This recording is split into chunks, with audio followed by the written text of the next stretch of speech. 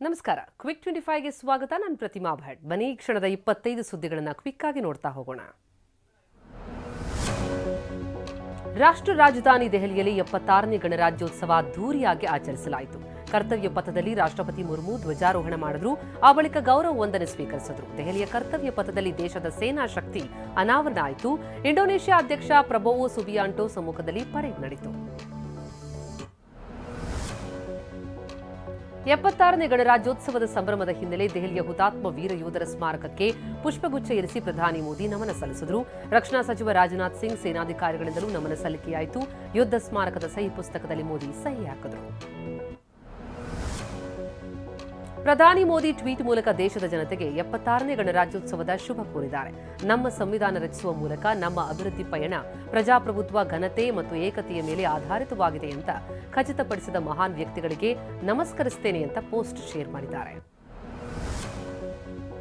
76ನೇ ಗಣರಾಜ್ಯೋತ್ಸವದ ಸಂಭ್ರಮದ ಹಿನ್ನೆಲೆ ಕರ್ತವ್ಯ ಪಥದಲ್ಲಿ ಕರ್ನಾಟಕದ ಶಿಲ್ಪಕಲೆಗಳ ತೊಟ್ಟಿಲು ಅಂತಲೇ ಖ್ಯಾತಿ ಪಡೆದಿರುವ ಲಕ್ಕುಂಡಿ ದೇವಾಲಯದ ಸ್ತಬ್ಧ ಚಿತ್ರ, ಗೋವಾ ರಾಜ್ಯದ ಸಾಂಸ್ಕೃತಿಕ ಪರಂಪರೆ, ಬಿಹಾರದ ನಳಂದ ವಿಶ್ವವಿದ್ಯಾಲಯ ಸೇರಿದಂತೆ ಹಲವು ರಾಜ್ಯಗಳ ಟ್ಯಾಬ್ಲೋ ಪ್ರದರ್ಶಿಸಲಾಯಿತು.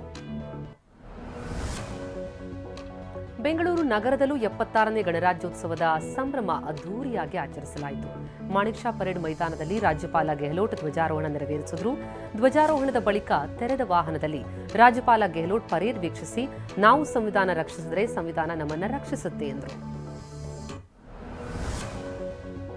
ಧ್ವಜಾರೋಹಣದ ಬಳಿಕ ಮಾತನಾಡಿದ ರಾಜ್ಯಪಾಲ ಗೆಹ್ಲೋಟ್ ಸರ್ಕಾರದ ಗ್ಯಾರಂಟಿ ಯೋಜನೆಗಳನ್ನು ಕೊಂಡಾಡಿದರು. ರಾಜ್ಯದಲ್ಲಿ 5 ಗ್ಯಾರಂಟಿ ಯೋಜನೆಗಳನ್ನು ಜಾರಿ ಮಾಡಲಾಗಿದೆ. ಗ್ಯಾರಂಟಿ ಮೂಲಕ ದೇಶದಲ್ಲಿ ಹೊಸ ಸಂದೇಶ ಕೊಡಲಾಗಿದೆ. ರಾಜ್ಯದ 1,62,00,000 ಜನ ಇದರ ಲಾಭ ಪಡೆದಿದ್ದಾರೆ ಎಂದರು. ಬೆಂಗಳೂರು ನಗರದಲ್ಲಿ 76ನೇ ಗಣರಾಜ್ಯೋತ್ಸವದಲ್ಲಿ 38 ತುಕಡಿಗಳು ಪಥಸಂಚಲನ ಮಾಡಿದವು. Police, Kerala police, scouts, guides, band ಹಾಗೂ ಶಾಲಾ ವಿದ್ಯಾರ್ಥಿಗಳ ತಂಡ ಸೇರಿದಂತೆ 1,150 ಜನ ಪಥಸಂಚಲನದಲ್ಲಿ ಭಾಗಿಯಾದರು. ರಾಜ್ಯದ ಜನರಿಗೆ 76ನೇ ಗಣರಾಜ್ಯೋತ್ಸವದ ಶುಭ ಕೋರಿದ ಸಿಎಂ ಸಿದ್ದರಾಮಯ್ಯ, ಭಾರತ ಸಂವಿಧಾನ ಜಾರಿಗೊಳಿಸಿ ಪ್ರಜಾಪ್ರಭುತ್ವ ರಾಷ್ಟ್ರ ಅಂತ ಘೋಷಣೆಯಾಗಿದೆ. ಆನಂತರವೂ ಸಂವಿಧಾನ ಮತ್ತು ಪ್ರಜಾಪ್ರಭುತ್ವವನ್ನು ಉಳಿಸೋದಕ್ಕೆ ಹೋರಾಡಬೇಕಾದ ವಿಷಾದನೀಯ ಸ್ಥಿತಿಯಲ್ಲಿ ಗಣರಾಜ್ಯೋತ್ಸವ ಆಚರಿಸುತ್ತಿದ್ದೇವೆ ಎಂದರು. ದೇಶಾದ್ಯಂತ ಇಂದು 76ನೇ ಗಣರಾಜ್ಯೋತ್ಸವದ ಸಂಭ್ರಮದ ಹಿನ್ನೆಲೆ ಬೆಂಗಳೂರಿನ ಕೆಪಿಸಿಸಿ ಕಚೇರಿಯಲ್ಲಿ ಎಐಸಿಸಿ ಅಧ್ಯಕ್ಷ ಖರ್ಗೆ ಧ್ವಜಾರೋಹಣ ನೆರವೇರಿಸಿದರು. ಸಿಎಂ, ಡಿಸಿಎಂ, ಕೆಪಿಸಿಸಿ ಅಧ್ಯಕ್ಷರು ಡಿಕೆ, ಕಾಂಗ್ರೆಸ್ ಎಂಎಲ್ಸಿಗಳು ಸೇರಿದಂತೆ ಕಾರ್ಯಕರ್ತರು ಉಪಸ್ಥಿತರಿದ್ದರು. ಕೆಪಿಸಿಸಿ ಕಚೇರಿಯಲ್ಲಿ ಧ್ವಜಾರೋಹಣ ನೆರವೇರಿಸಿ ಮಾತನಾಡಿದ ಎಐಸಿಸಿ ಅಧ್ಯಕ್ಷ ಖರ್ಗೆ, ಸಂವಿಧಾನದ ಆಶಯಗಳನ್ನು ಕೇಂದ್ರ ಮೂಲೆಗುಂಪು ಮಾಡಿದೆ. ಕೇಂದ್ರ ಸರ್ಕಾರ ಹೆಣ್ಣು ಮಕ್ಕಳ ಸ್ವಾತಂತ್ರ್ಯ ಮೊಟಕುಗೊಳಿಸ್ತಾ ಇದೆ ಅಂತ ಕೇಂದ್ರದ ವಿರುದ್ಧ ಕಿಡಿಕಾರಿದ್ದಾರೆ. ರಾಜ್ಯದ ಎಲ್ಲ ಜಿಲ್ಲೆಗಳಲ್ಲೂ 76ನೇ ಗಣರಾಜ್ಯೋತ್ಸವ ಆಚರಿಸಲಾಗಿದೆ. ಆಯಾ ಜಿಲ್ಲೆಗಳಲ್ಲಿ ಜಿಲ್ಲಾ ಉಸ್ತುವಾರಿ ಸಚಿವರು ಧ್ವಜಾರೋಹಣ ನೆರವೇರಿಸಿದ್ದಾರೆ. ನಾಡಿನ ಜನತೆಗೆ ಶುಭ ಕೋರಿದ್ದಾರೆ.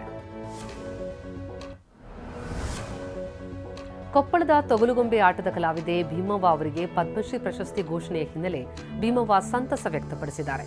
5 ವರ್ಷಗಳ ಹಿಂದೆಯೇ ಬರುವ ನಿರೀಕ್ಷೆ ಇತ್ತು. ಈ ವರ್ಷ ಪ್ರಶಸ್ತಿ ಬಂದದ್ದು ಸಂತಸ ಆಗಿದೆ. 12 ವರ್ಷದಿಂದ ಈ ಕಲೆಯನ್ನು ಪ್ರದರ್ಶಿಸ್ತಾ ಇದ್ದೇನೆ. ಕುಟುಂಬಕ್ಕೆ ಸರ್ಕಾರದಿಂದ ಸಹಾಯವಾಗಬೇಕು ಎಂದರು. ಚಿತ್ರದುರ್ಗದಲ್ಲಿ ಗಣರಾಜ್ಯೋತ್ಸವ ಕಾರ್ಯಕ್ರಮದ ವೇದಿಕೆ ಮೇಲೆಯೇ ಸುಧಾಕರ್ ಮತ್ತು ಕಾರಜೋಳ ಮಧ್ಯೆ ಜಟಾಪಟಿಯಾಗಿದೆ. ಭದ್ರಾ ಮೇಲ್ದಂಡೆ ಯೋಜನೆ ವಿಚಾರವಾಗಿ ಮಾತಿನ ಚಕಮಕಿ ನಡೆದಿದ್ದು, ಕ್ರೆಡಿಟ್ಗಾಗಿ ಗುದ್ದಾಟ ನಡೆದಿದೆ.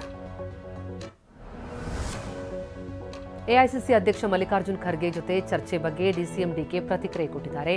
ಫ್ಯಾಮಿಲಿ ವಿಷಯ ಬಹಿರಂಗವಾಗಿ ಹೇಳಕ್ಕಾಗಲ್ಲ. ಕಾಂಗ್ರೆಸ್ ಪಕ್ಷ ಒಂದು ಕುಟುಂಬ, ಯಾವುದೇ ದಾಯಾದಿ ಕಲಹ ಇಲ್ಲ ಅಂದರು.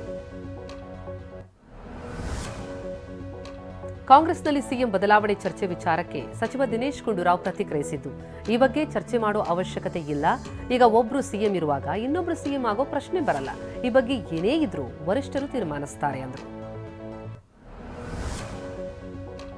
ಸಿಎಂ ಕುರ್ಚಿ ಸದ್ಯಕ್ಕೆ ಖಾಲಿ ಇಲ್ಲ ಅಂತ ಸಚಿವ ಜಮೀರ್ ಅಹಮದ್ ಹೇಳಿದ್ದಾರೆ. ಖಾಲಿಯಾದ ಮೇಲೆ ಚರ್ಚೆ ಮಾಡಬೇಕು. ಸಿದ್ದರಾಮಯ್ಯನವರು 5 ವರ್ಷ ಸಿಎಂ ಆಗಿರ್ತಾರೆ. ಪಕ್ಷದ ಅಧ್ಯಕ್ಷ ಕುರ್ಚಿ ಕೂಡ ಖಾಲಿ ಇಲ್ಲ. ಹೈಕಮಾಂಡ್ ಹಾಕಿದ ಗೆರೆಯನ್ನ ನಾವ್ಯಾರೂ ದಾಟಲ್ಲ ಅಂದರು.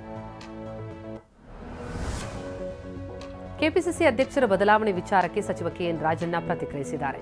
ಹೈಕಮಾಂಡ್ನಿಂದ ಯಾರೂ ಮಾತನಾಡಬೇಡಿ ಎಂದಿದ್ದಾರೆ. ನೀವೇನೇ ಕೇಳಿದ್ರೂ ನಾವೇನೂ ಹೇಳಲ್ಲ.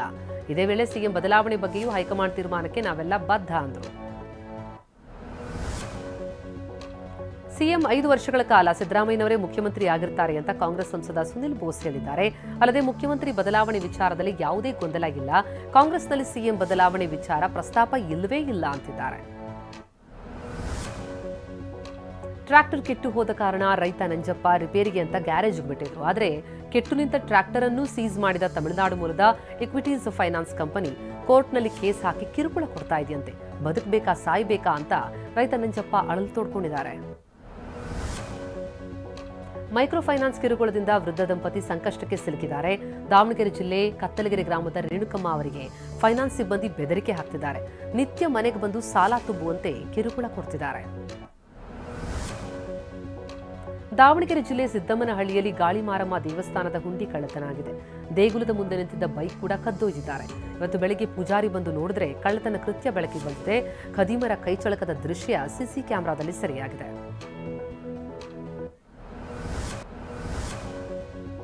ಅಮೆರಿಕಾದಲ್ಲಿ ಶಸ್ತ್ರಚಿಕಿತ್ಸೆಗೆ ಒಳಗಾಗಿದ್ದ ಹ್ಯಾಟ್ರಿಕ್ ಹೀರೋ ಶಿವರಾಜ್ ಕುಮಾರ್ ತಾಯ್ನಾಡು ಬೆಂಗಳೂರಿಗೆ ವಾಪಸ್ಸಾದ್ರು.